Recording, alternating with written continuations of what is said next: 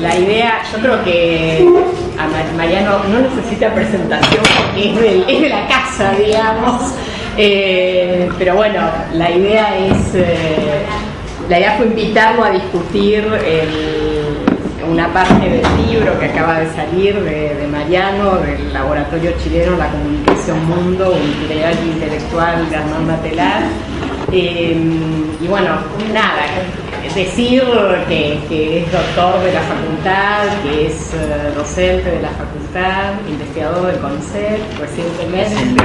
Y bueno, nada, que nos interesó la propuesta de discutir algo relacionado con medios e historia desde el punto de vista de la historia intelectual, ¿no?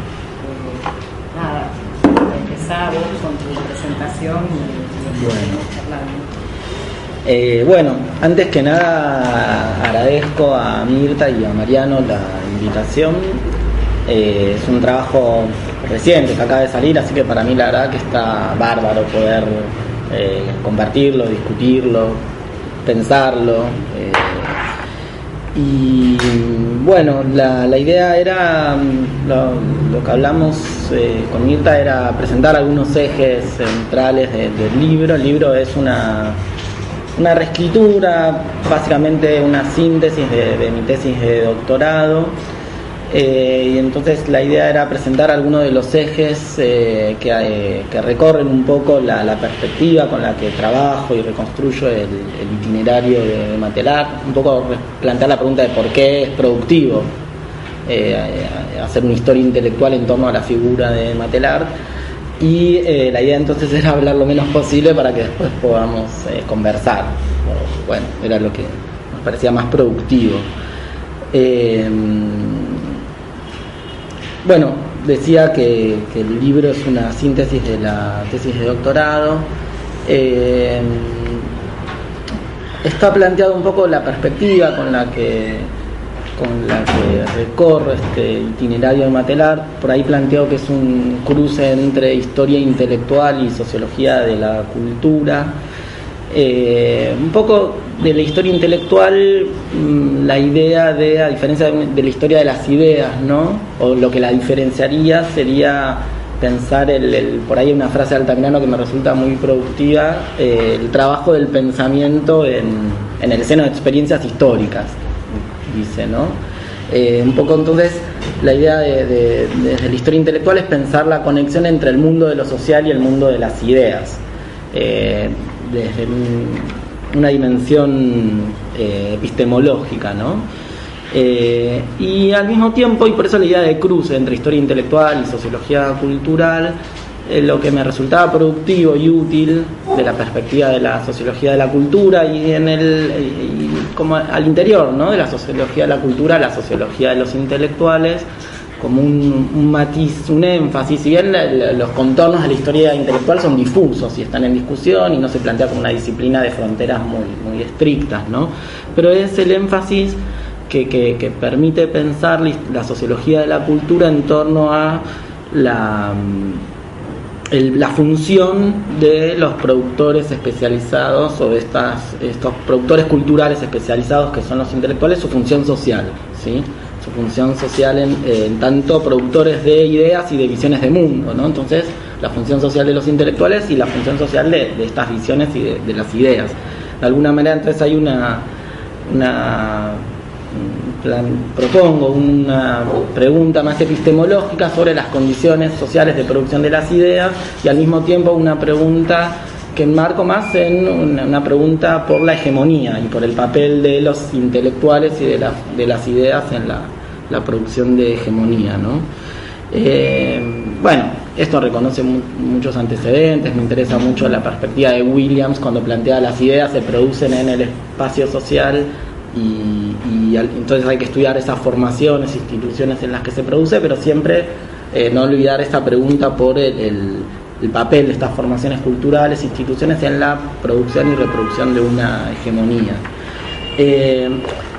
También dentro en este cruce de historia intelectual y sociología de la cultura me interesaba, y la figura de Matelar me parece productiva para iluminarlo de algún modo, la idea de lo social, el conocimiento sobre lo social produciéndose en espacios de entrecruzamientos múltiples, que es una noción que proponen Neighbor y Plotkin, espacios de entrecruzamientos múltiples en las que se produce el conocimiento sobre lo social en el sentido de espacios heterogéneos de la actividad social, ¿no? Matelarte es docente, investigador, militante político, productor cultural, porque es editor, hace una película. Entonces, en ese cruce de prácticas sociales heterogéneas me interesaba esta noción justamente que permite pensar que el conocimiento que se produce en esos cruces y en esos espacios de entrecruzamientos, un poco obviamente relativizando una idea un poco de sentido común, ¿no? De que el conocimiento sobre lo social se produce ahí, en los laboratorios y aislado de la serie de lo social. Ahora, bueno, ¿por qué es productivo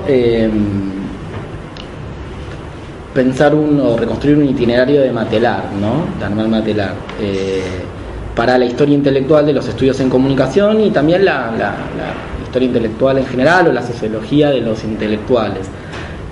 Hay un aspecto más de la comunicología, no voy a volver a repetir la palabra, pero hay una dimensión vinculada a los estudios en comunicación, ¿no? Y que tiene que ver entonces, y esto está en el capítulo que por ahí seleccioné, el 2, sobre el laboratorio chileno, en el sentido de que la figura de Matelar es productiva para pensar el proceso de emergencia de ese campo de estudios o de ese espacio de saber y la institucionalización de los estudios en comunicación en América Latina, y también la configuración de problemáticas novedosas en las ciencias sociales. Matelar tiene un papel protagónico en esta emergencia e institucionalización de los estudios en comunicación, en el sentido de cómo un campo de saber se autonomiza y se recorta de otros, ¿no? Matelar de formación es demógrafo y trabaja como demógrafo y llega a Chile a trabajar como demógrafo, y una serie de situaciones, digamos, que explican cómo va desplazándose y va proponiendo una problemática novedosa, ¿no? Vinculada al pensamiento sobre la comunicación y la cultura. Entonces, en relación con esta dimensión de los estudios en comunicación, un poco a contrapelo de una mirada porque claro, uno preguntaría, bueno, ¿por qué Matelar? Y una persona, una figura, ¿no? Pero lo que me interesa plantear, que ver si está bien logrado, es a contrapelo de la mirada del genio creador, ¿no? El mito también del padre fundador de una disciplina, los estudios en comunicación o cualquier otra. La figura de Matelar permite justamente poner de relieve la emergencia de este campo de saber en relación con estos espacios de entrecruzamientos múltiples y el proceso social muy puntualmente vinculado a la situación, al laboratorio chileno, ¿no? Que ahora diría algo de eso. Digo lo de entrecruzamientos múltiples, pues bueno, ahí en el capítulo que está seleccionado se recorre, ¿no? Matelar te llega invitado por los jesuitas, está en la universidad, se vincula al MIR en algún momento, al Movimiento de Izquierda Revolucionaria, trabaja como asesor en Quimantú, que era una editorial, bueno, una serie de espacios, ¿no? Que son heterogéneos y bueno, intento reconstruirlos, entonces poner de relieve esa dimensión. Y otro eje que está vinculado, obviamente, son distinciones un poco arbitrarias. La figura de Matelar me permite revisar desde la historia intelectual o de la historia reciente vinculada al vínculo entre intelectuales y política en los años 60 y 70 en América Latina. Me parecía que la figura de Matelar, o lo que pude concluir es permite iluminar ciertos aspectos poco estudiados del modo en que se manifestó la politización del campo académico y cultural en los años 60 y 70 en América Latina, ¿no? Y justamente su intervención puso de relieve modos alternativos de conseguir la intervención intelectual, la práctica cultural y la producción de conocimiento. Entonces, en relación con esto, y porque no estaba muy trabajado en la historiografía chilena tampoco, que el laboratorio chileno tiene como algunas singularidades, ¿no? que lo hacen relevante, y esto también por las características de la historiografía en Chile, que recién ahora, en estos años, se empieza a revisar el proceso vinculado a los 60, a la Unidad Popular, pero hay dos cuestiones que son centrales para enmarcar y que están en el capítulo que seleccioné en el 2. Una tiene que ver con que en Chile se da un proceso de institucionalización y autonomización muy fuerte de las ciencias sociales. Chile es un polo de desarrollo regional muy importante de las ciencias sociales, porque está la sede de la Flaxo, porque van intelectuales brasileños exiliados por el golpe, grandes intelectuales, Paulo Freire, exiliados en Brasil, van a trabajar a Chile. Bueno, ahí Chile se convierte en un laboratorio de avanzada y desarrollo de las ciencias sociales. Y una cuestión más vinculada a la comunicación, y es que la comunicación se vuelve como una suerte cobra una centralidad notable, sobre todo a partir de la elección de Allende, ¿no? Porque la izquierda se plantea la clásica pregunta, ¿no? Por la construcción de una nueva cultura, el hombre nuevo, y cómo la comunicación puede contribuir al desarrollo de una sociedad socialista en un proceso de transición, una vía pacífica, ¿no? Pero se da con la particularidad, esto Matelar lo señala mucho, en ese momento ya después en ciertas lecturas retrospectivas, que a diferencia de otros procesos revolucionarios, como puede ser la Revolución Rusa o inclusive hasta la cubana, en el caso de Chile se da en el marco de donde se mantienen las reglas de juego democrático y donde los sectores dominantes conservan buena parte de la propiedad y del manejo de los medios de comunicación y de la industria cultural. Y a diferencia de lo que había ocurrido en Cuba o la Unión Soviética, hay una industria cultural medianamente desarrollada que de alguna manera había permeado expectativas del público, ¿no? Entonces la pregunta se planteó una pregunta novedosa en relación a otros procesos, ¿no? Justamente cómo producir una nueva cultura con los materiales, las formas, etcétera, de una industria cultural que estaba medianamente desarrollada, como lo muestra, por ejemplo, la editorial Quimantula, que trabajó Matelar, que se había estatizado, que tenía capacidad de publicar, es un número exageradísimo, eran como 5 millones de revistas por mes, ¿no? Tenía las condiciones, era una editorial muy grande. Publican 10 millones de libros en 2 años y medio. Chile tenía 8 millones de habitantes.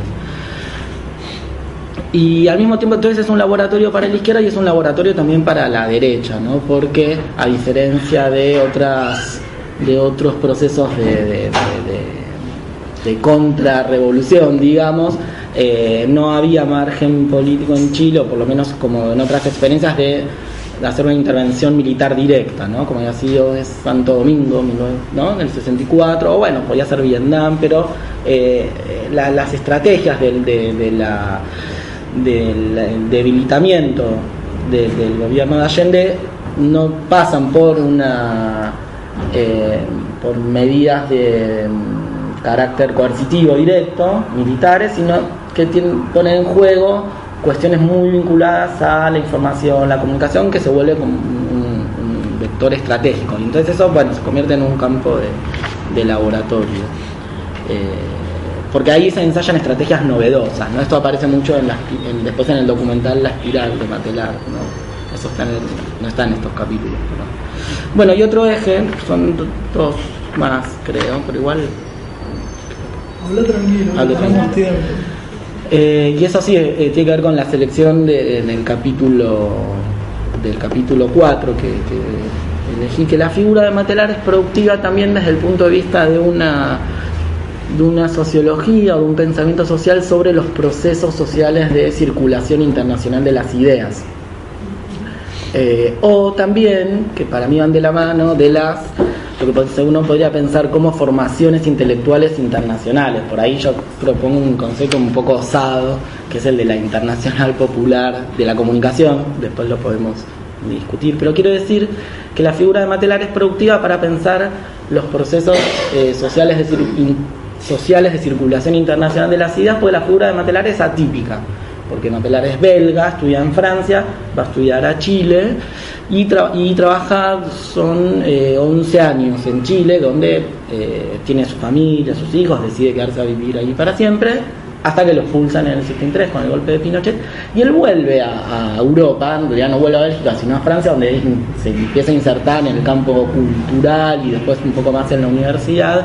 Entonces es una figura típica porque es más general, se estudian los procesos, por lo menos en nuestros países, ¿no?, de circulación de las ideas, de las influencias del centro a la periferia, ¿no? Y son más excepcionales los casos donde se puede hablar de influencias que van de la periferia al centro, y en este caso, en ese cruce que va del centro a la periferia y vuelve, Matelar es una suerte de intelectual latinoamericanizado que vuelve a Europa y deja su impronta en el campo de los estudios en comunicación y en el campo cultural francés. Digo, porque introduce algunos debates, y esto está planteado tal vez en otros de los capítulos, no en los que seleccioné, que son el capítulo del exilio, que es el 3, por ahí, y el 5, bueno, ahí después, pero está en otros. Plantea una serie de cuestiones o de debates que no estaban planteados. Las ciencias de la comunicación en Francia también están en ese momento en un proceso de autonomización, consolidación disciplinar, institucionalización, son muy incipientes. Además es una disciplina, digamos, que ocupa aún hoy, ¿no?, tiene cierta debilidad epistemológica y a la vez no ocupa el lugar más alto en la jerarquía de las disciplinas, ¿no? Y Matelar lleva alguna serie de debates que no estaban planteados, ¿no? La pregunta por el imperialismo cultural, que es una pregunta muy tercermundista y que sin embargo en los años 70, fines de los años 70, en Francia se empieza a vivir un proceso de, digamos, empieza a haber más contacto con algo que eran ya los teóricos latinoamericanos estaban mucho más habituados con, para decirlo rápidamente, cierta influencia o cierta... se hace más presente la cultura norteamericana, ¿sí? Y entonces, bueno, ahí aparece esa pregunta, o la pregunta por la economía política de la comunicación. Bueno, también Matelar participa mucho en lo que es la apuesta por el reconocimiento y la institucionalización de los estudios en comunicación en Francia en los años 70 y principios de los años 80, y sobre todo también lleva un perfil intelectual latinoamericanizado, ¿no? Los franceses son muy francófonos, ¿no?, en el sentido de se leen entre ellos, para decirlo rápidamente, no atienden demasiado la producción intelectual que se produce en otros lugares. Esto es mucho más reciente, quizás de los últimos años, pero inclusive con los ingleses, ¿no? O sea, en general, y entonces Matelar, digamos, por ahí yo trabajo mucho la idea de un intelectual cosmopolita, un hombre de perfil múltiple, porque claro, él forja en Chile una serie de relaciones intelectuales internacionales, ¿no? La economía política de la comunicación, los norteamericanos porque van a Chile a ver qué pasaba, los franceses que también van a Chile, a los documentalistas a ver qué pasaba, lo invitan de Mozambique, bueno, una serie de vínculos. Entonces Matelar, claro, es una figura cosmopolita en un mundo bastante cerrado, intelectual, digo, bastante cerrado sobre sí mismo. Entonces también lleva esa impronta latinoamericana de vincular, de no atender demasiado a las jerarquías y divisiones disciplinares, ¿no? Y también de tradiciones intelectuales nacionales, ¿no? Eso por un lado. Y esto les es reconocido, ¿no? Después con el tiempo, por ahí en algún momento lo acusan de tercermundista, que la cuestión del imperialismo cultural no era algo que podía ser relevante para Francia, pero bueno, después eso se le reconoce. Y también, por otro lado, y tiene que ver sí, con el capítulo que seleccioné, la idea de, también es productiva para hablar de o permite reconstruir una serie de formaciones intelectuales, o la existencia entre los años 70 y 80 de un espacio de producción, intercambio intelectual y científico internacional, ¿no? O por ahí hablo de una sociología de las formaciones intelectuales internacionales, pero siempre desde una posición, digamos, subordinada, popular, no hegemónica, ¿no? Digo, la figura de Matelar es productiva para dar cuenta de la existencia en el periodo y bueno, es un nombre bastante provisorio, por eso digo, bueno, una esfera pública internacional popular, ¿no? Esfera pública internacional popular. Es decir, bueno, reconozco ahí hay una serie de referencias para pensar el concepto, ¿no? Pero digo, un espacio de intercambio y de producción intelectual internacional que conecta sujetos emergentes, pero también en relación, porque es un concepto híbrido, no es un espacio cerrado, autónomo, digo, un espacio en relación con sujetos emergentes, pero también con gobiernos populares. Quiero decir, la experiencia de Matelar en Mozambique o en Nicaragua. Bueno, que la figura de Matelar es un mediador, es un artífice de esta serie de espacios, ¿no? Por ahí está el ejemplo en el capítulo que seleccioné de la experiencia en Mozambique, en Nicaragua, del proyecto editorial, me parece que es bastante gráfico para ver esta figura, la edición de unos libros que publica con un norteamericano que se había ido a vivir a Francia, Setsi Globe, que son 2 volúmenes muy gruesos, Comunicación y lucha de clases se llama, son 2 volúmenes donde compilan básicamente una serie de textos de todo el mundo que se propone reconstruir de sentar las bases para un pensamiento marxista de la comunicación, ¿no? Entre el 79 y el 83. Entonces, claro, juntan tipos que de tradiciones intelectuales que no se juntaban, ¿no? Entonces, de Mariátegui a Gramsci, a Bourdieu, a Habermas, o a los norteamericanos, o a los chilenos. Bueno, eso se edita solo en inglés, no se traduce, no se reedita, pero bueno, ese Matelar escribe ahí, obviamente, pero además es editor. Entonces, por eso también esa figura de intelectual como traductor, mediador, productor cultural, ¿no? Bueno, y me parece que dar cuenta de estos espacios es productivo también, y además es parte también del proyecto intelectual de Matelar, con el Toto Schmuckler en la etapa mexicana de comunicación y cultura, que también es otro de comunicación y cultura, en ese momento está en México, y también reúne una serie de intelectuales de diversas partes del mundo, y Matelar además manda a sus amigos a que escriban sus amigos franceses y europeos. Bueno, digo que reconstruir estos espacios es productivo también para dar cuenta de también condiciones de producción de conocimiento científico, ese intercambio internacional, ¿no? Donde Matelar todo el tiempo permite establecer relaciones y conexiones donde no es ni europeísta, ni eurocéntrico, ni latinoamericanista tampoco. Es decir, no es que afirma una autonomía, una superioridad o una excepcionalidad del pensamiento latinoamericano, sino que en todo caso él plantea, bueno, de poner en relación procesos de distintas partes del mundo y tradiciones intelectuales, ¿no?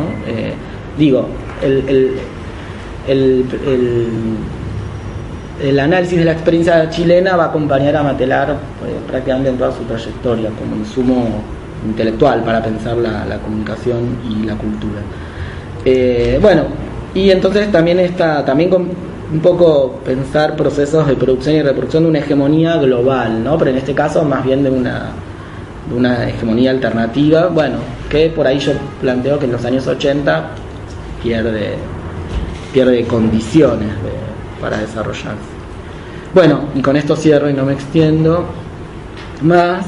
Por ahí hay un eje que tiene que ver con los últimos 2 capítulos, el 6 y el 7, porque que son más conceptuales, más teóricos, en el sentido de, si bien me inscribirían en este cruce de historia y sociología de la cultura, historia intelectual, no me anima un afán historicista, ¿no? Sino también pensar la relación entre procesos históricos sociales y la producción de conocimiento.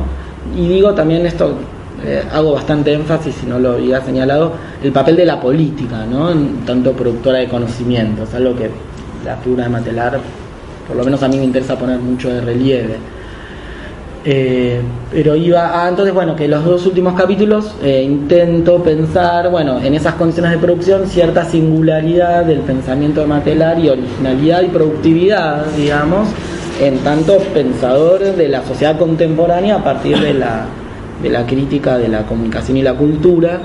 Entonces, bueno, un eje me parece productivo alrededor de la economía política de la comunicación, o de la crítica, en todo caso, de la economía política de la comunicación, y otro capítulo donde ya pongo en perspectiva y trato de leer el trabajo más contemporáneo de Matelar en torno a esta idea de la comunicación mundo, ¿no? No me extendería en eso, pero bueno, en todo caso sí señalar que hay, tanto en la tesis como en el libro, bueno, me detengo también en justamente tratar de pensar, bueno, las ideas en sus condiciones de emergencia, pero al mismo tiempo aquello que puede ser significativo para un pensamiento crítico de la comunicación y la cultura, o de la sociedad contemporánea, ¿no? Donde, bueno, quizás la figura de Matelar al día de hoy todavía no es del todo reconocida. No sé cuánto hablé. Está bien, ¿no? Yo me excedí en realidad, díganme. No, podés seguir, no hay ningún problema. No, en todo caso, esos son los ejes, o sea, nada, hay como mil cosas que pueden aparecer, pero en todo caso de la charla, como quieran. Entonces abrimos a comentarios, preguntas. Yo quería consultarte, a ver cómo lo ves vos, el camino que abona, digamos, Matelar, de avanzar en la institucionalización para el campo de la comunicación y la contribución a distintos espacios, tanto en Latinoamérica como luego en Europa, esto que vos mencionabas, por un lado, y la figura de Matelar, ¿no? Que vos la presentabas como bastante heterogénea, y esta figura del intelectual como productor cultural, digamos, uno por ahí se pregunta si ese avance en el camino de la institucionalización en el campo de la comunicación en sus distintas formas, sea en la creación de publicaciones, revistas, espacios de investigación, espacios académicos, no se aleja un poco de lo que es la figura del propio Matelar, ¿no? Esto de un intelectual comprometido políticamente, pero con diversos intereses, lo que vos mencionabas, como traductor, como editor, como preocupado por abrir la mirada que había en Europa, que se produzca un intercambio que resulte fértil para el campo de la comunicación, esto que vos planteabas de hacia una internacional de la comunicación u otro tipo de alternativas. Entonces, por un lado, la figura de Matelar tendría la riqueza que vos describís, y uno podría preguntar si ese camino hacia la institucionalización, si no se divorcia o va hacia otro lado distinto al de la figura de Matelar y al de lo que el propio Matelar hubiese querido. No sé si la propia experiencia de él y su propio camino sería el camino deseable o al que él apostaría, digamos. Digo porque el avance en la institucionalización en el campo de la comunicación tiene un montón de cosas potentes, prolíficas, productivas, pero por otro hace que haya un movimiento de quienes se desenvuelven en el campo de la comunicación, se focalicen en la cuestión académica, de investigación, y se distancien de esa figura de la cual Matelar sería, no sé si un emblema, pero un caso interesante de ser sobre el cual detenerse, ¿no? No sé cómo lo ves. No sé cómo... Dale. No, está buenísima la pregunta. Sí, justamente se trata de un campo de tensiones, porque me interesa mucho señalar, porque bueno, o sea, la dificultad inicial es que la figura de Matelar está muy referenciada en el famoso librito para leer. Digo librito porque él dice, bueno, es un librito para leer al Pato Donald.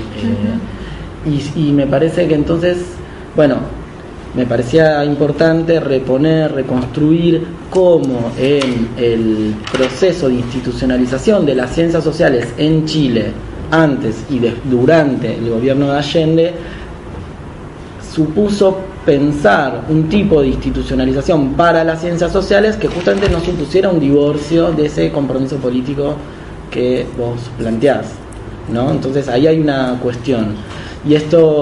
Y por eso señalar que sí, efectivamente, se publica para ir al Pato Donald, y ahí en el programa dicen, bueno, más contacto con el lector, la relación más estrecha, pero también en la actividad Matelar es un artífice de justamente esta búsqueda por, en esa institucionalización, en las instituciones, plantear modos posibles de ver esa relación. No por él, digo, pues se daba, ¿no? En la Universidad Católica de Chile había habido un proceso de reforma muy importante a fines de los años 60 y se crean nuevas instituciones académicas. Por ejemplo, el Centro de Estudios de la Realidad Nacional, que es donde publican la famosa revista Los Cuadernos de la Realidad Nacional, donde Matelar interviene mucho y publica gente muy importante. Ahí se hace un simposio y vienen intelectuales de todo el mundo, y hay tipos realmente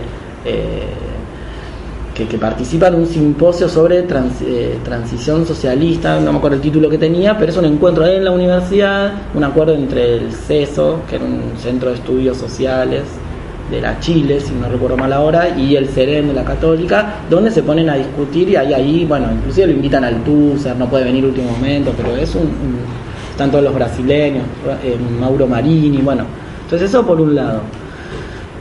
Y por otro, en algún momento esto también hace cierta crisis en la posición en la perspectiva de Matelar en Chile, que tiene que ver con su discusión con la vía chilena, ¿no? Matelar estaba más vinculado al MIR, ¿no? Y ahí sí, él hace una inflexión más, no sé, me sale decir populista, pero no es exactamente, no es correcto, pero quiero decir de más volcarse a la relación con, para decirlo rápidamente, movimientos de base, que eso es lo que está planteado en el artículo, en el editorial de Comunicación y Cultura, número 1, 1973, dice, bueno, ¿no? El intelectual vinculado a un movimiento disciplinado de base. Ahí hay una discusión antiintelectualista. Sí. No, porque él dice, no, justamente critica la idea de la proletarización, ¿no? De que el intelectual no tiene un papel específico. Ahí es toda una discusión sobre la relación entre vanguardia e intelectuales, donde la posición de Matelar no es ni vanguardista ni populista en el sentido de eliminar la mediación. Pero después hay otra cuestión, y es que, bueno, obviamente esto no se despliega, porque de hecho Matelar se va del CEREN un poco y se pone a armar Comunicación y Cultura, pero no se despliega porque ese editorial es de junio, y de hecho prácticamente está en imprenta cuando es el golpe, y bueno, y en Francia justamente también el sistema universitario francés post-mayo del 68 también vive un momento de reestructuración y de reorganización, ¿no? Del campo cultural, intelectual, donde la cultura izquierda también tiene lugares muy potentes de inserción, de producción, y Matelar en principio se inserta en esas zonas, ¿no? Revistas culturales, revistas de este mundo cultural de la izquierda. Su primer trabajo en Francia cuando llega es como cineasta, lo contrata para hacer un documental, Chris Marker, ¿no? Lo contrata con Cuba, la va a montar a La Habana, pero lo que quiero decir, hay en la comunicación en tiempos de crisis, que es el 79, el capítulo final se llama Alegato por una investigación crítica en Francia. Alegato por una investigación crítica en Francia, ¿no? Donde ahí los Matelar intentan justamente plantear una discusión sobre el modo de esa institucionalización, y justamente ponen en cuestión la idea de ese alejamiento de la universidad de movimientos sociales, etcétera. Entonces, y lo mismo cuando gane Mitterrand las elecciones en el 81, ¿no? En el año 82, 83 lo convocan a Matelar, donde ahí hace ese famoso librito con Sturzde, ¿no? Que se publica en el 83, 84, donde también le proponen al Estado francés un plan de desarrollo de las ciencias de la comunicación en Francia, justamente en un contexto donde el gobierno de Mitterrand no era lo que fue después, sino que se planteaba un programa de reformas más radicales, que obviamente eso no dura demasiado porque ponen el timón a la derecha a los pocos años. Pero digo, lo que quiero decir a tu pregunta es que la politización y la institucionalización no necesariamente hay que verla como elementos disociados. Me parece que justamente está esa tensión todo el tiempo en el itinerario de Matelar, que por supuesto ya, pero de grande, ¿no? A los 50 años recién por primera vez consigue un puesto regular en una universidad de la periferia, no de París. Entonces ese proceso de... Y además, bueno, remarcar eso, que la institucionalización y la politización no necesariamente deben ser vistas como cuestiones disociadas, ¿no? Pero no por una cuestión de voluntad individual, sino porque había procesos sociales que podían sostener. Por ejemplo, una revista como Comunicación y Cultura en México, financiada por la UAM, por la Universidad Abierta Metropolitana. Sí, y estas redes internacionales, ¿no? El encuentro en Argelia, ¿no? Que lo organiza el Frente de Liberación Nacional. Sin embargo, van investigadores de la Universidad de México, ¿no? Y vuelven y traducen esos artículos y los publican. Entonces hay cruces, justamente, que me parece que ahí es por donde pasa lo productivo de ese itinerario, ¿no? No sé si respondo, pero bueno, a la inquietud. No, para seguir en esta línea tengo dos cositas, ¿no? Bueno, el texto obvio me pareció muy lindo, todo lo que leí, pero te quiero hacer, hay dos cuestiones que tienen que ver con esto que estás diciendo. Una, la cuestión de la singularidad que le atribuís a Matelar. Creo que usás hasta ese término, ¿no? Pero cuando hablás, insistís mucho en 2 o 3 lugares en las disposiciones en términos de Bourdieu, sí, que ahora lo retomaste un poco, ¿no? Que le permiten... Ahí te pregunto, digamos, si no hay como un movimiento de cierta fascinación tuya hacia la figura de Matelar, que obviamente todos la tenemos, yo por lo menos sí, y si en realidad, digamos, no es más una situación de un contexto. Se me ocurrió también ahora por lo último que acabas de decir, donde claro, cuando uno piensa en los encuentros de Argel de los 70, en realidad hay antecedentes de articulaciones donde Matelar no está, y sin embargo hay otros que se articulan ahí, desde la Conferencia de Países No Alineados a otros en el ámbito de la cultura. Entonces, en ese sentido, digamos, ya desde un punto de vista metodológico, la idea de pensar en una disposición, si no lo singulariza mucho a él y desplaza un poco un contexto donde se está moviendo en la sociología chilena, eso, la ciencia social chilena en términos más general. Eso por un lado. La otra cuestión que me interesa es el tema del antiintelectualismo, ¿no? Es decir, vos usás una frase que él dice de la oposición, de que él no comparte la idea de la proletarización del intelectual, ok. Pero después en todo el recorrido que haces en estos capítulos aparece fuertemente su posicionamiento mucho más cercano del Congreso de Educación y Cultura del 71 de La Habana, digamos, mucho, digamos, que de otras cuestiones. Y en el debate que vos comentabas, que me pareció muy interesante, con Lin y con Valdés, ¿no? Aparece fuertemente la crítica de ellos dos ahí en la página 96-97, a que de última Matelar lo que les estaría exigiendo a los escritores es un abandono, digamos, de su función. Entonces, yo ahí lo que pienso es que a lo mejor puede ser que la idea de antiintelectualismo no sea la expresión más feliz. Puede ser, porque tal vez hay que llamarlo de otra manera, porque no hay duda que estos intelectuales también tienen una práctica intelectual. O sea, eso por supuesto, desde cualquier punto de vista. Pero me da la sensación que de alguna manera hay que llamar ese proceso. Es decir, y que ahí obviamente hay posicionamientos y que la cuestión del antiintelectualismo, sobre todo porque vos criticás el texto de Claudia en un punto, Gilman, o sea que la cuestión del antiintelectualismo de alguna manera no es que era, digamos, una práctica antiintelectual, porque a nadie se le hubiera ocurrido plantear una práctica intelectual, en todo caso le hubiera resuelto con la idea que vos ponés, que en realidad la producción intelectual no es solo del pequeño burgués intelectual, llamémosle como quiera, sino también del pueblo. Pero al mismo tiempo hay sí un movimiento de posicionamiento de los intelectuales, con mayor o menor autonomía en el debate de Sigal Terán, es otra cosa, un posicionamiento de los intelectuales en un lugar que sí, que desplaza un poco eso y que bueno, que se le llamó antiintelectualismo, se puede llamar de otra manera. Entonces quería, si vos podés explicar un poco más, digamos, por qué confrontás tanto con esa idea y ¿O por qué te molesta tanto estas dos cosas?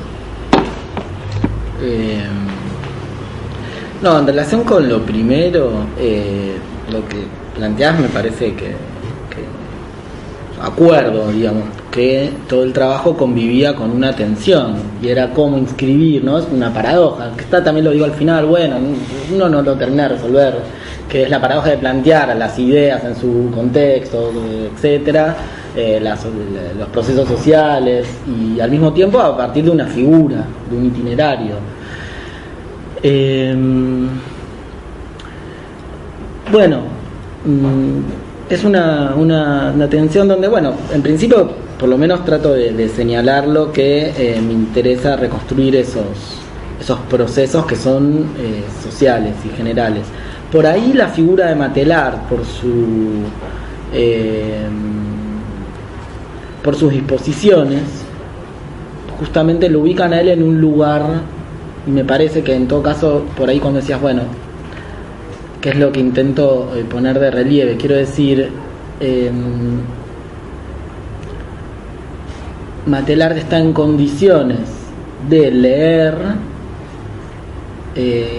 textos y autores franceses de los años 60, fines de los 60, toda la vertiente estructuralista, semiológica, la discusión entre marxismo y estructuralismo en Francia a fines de los años 60, como otros, digo, como Verón también cuando vuelve de Francia, pero por su trayectoria, cuando él a fines de los 60 viaja y trae una biblioteca, bueno, no había demasiados que lo pudieran hacer, digo, ¿no? Él por la posición que tenía ahí, por el manejo de la lengua, digo, en ningún momento quiero, aunque bueno, siempre el peligro está de la fascinación, pero plantear la cuestión de la excepcionalidad individual, sino justamente como una figura por ciertas disposiciones, por ciertas trayectorias, en determinados contextos está en una... le generan condiciones de posibilidad para tener determinadas intervenciones o determinadas producciones. Sí, porque al mismo tiempo parece un contexto en el cual todo eso puede ser leído, digo, incluso la cuestión de la lengua, me parece que todavía es un momento donde la mayor parte de los intelectuales podían de alguna manera acceder a muchos de los textos que vos mencionás que él trae en francés, que sí, digo, me parece que todavía si uno reconstruye qué pasa en los años 60, muchos de los intelectuales podían leer en francés, digo, por formación mucho más que hoy, quizás, que por ahí se lee mucho más en inglés, pero digo, me da la impresión de que no sé hasta dónde la singularidad funciona, ¿no? Sí, lo ponía como uno de los ejemplos, pero o sea, digamos, no hay traducciones o sea, las traducciones de Barthes son muy fragmentarias, o de Greimat cuando lo están usando, que inclusive Matelar lo usa también leyendo a Verón, no es que pero bueno, sí, yo creo que es una de las tensiones difíciles de resolver, de cómo pensar una biografía y aquello que la biografía permite iluminar de lo social, y al mismo tiempo la biografía como expresión de ese proceso social. Lo de la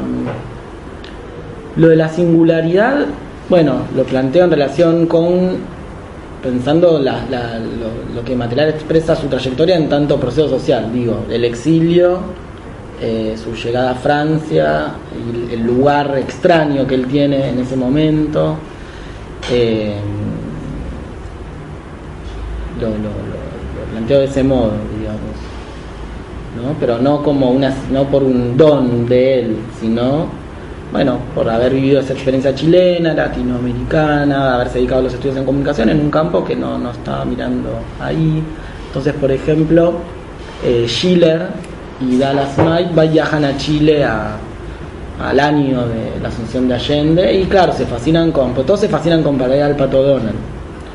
Chris Marker, cuando viaja a Chile, lo acompaña a Costa Gabras, ¿no? Que va a ser estado de sitio, y lee para ir al Pato Donald, y lo conoce a Matelar. Los norteamericanos, que son los pioneros en economía política de la comunicación, viajan a Chile a conocer el proceso chileno, y también lo conocen a Matelar en ese contexto, lo mismo que Alfredo Guevara del ICAIC, ¿no? El Instituto de Cinematografía, también viaja al año y también se fascina con Para el Pato Donald. Todos lo invitan a partir de eso a hacer cosas. En Cuba publica en Casa de las Américas, justamente compila con el Toto Schmuckler, hay un número que dedicado al imperialismo cultural, los medios. Los norteamericanos lo invitan también a un encuentro en el 72, creo.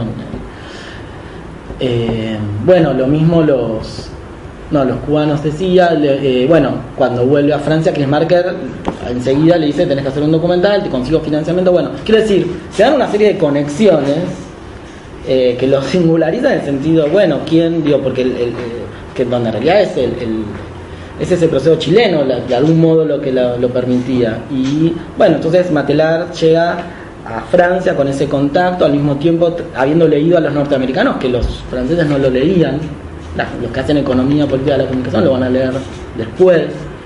Entonces esa singularidad en ese sentido, ¿no? Y al mismo tiempo Chile es como siempre, y para ir al Pato Donald también, pero en general su experiencia en Chile funciona como una suerte de pasaporte, ¿no? Cuando lo invitan a Mozambique a fines de los 70 es por la experiencia chilena, porque se publica el libro sobre Chile, se traduce al portugués con la revolución de los claveles en Portugal, entonces lo leen los mozambiqueños y lo invitan, y lo mismo en Nicaragua es por un contacto de chilenos en el exilio. Entonces digo, es una singularidad que es producto de relaciones, de procesos, ¿no? Pero de todos modos entiendo que es un problema. Entiendo que es un problema en el sentido de cómo justamente no... por ahí al final lo digo, ¿no? Creo que me despido del libro con eso, ¿no? Esa paradoja de cómo hacer para... plantear esa relación.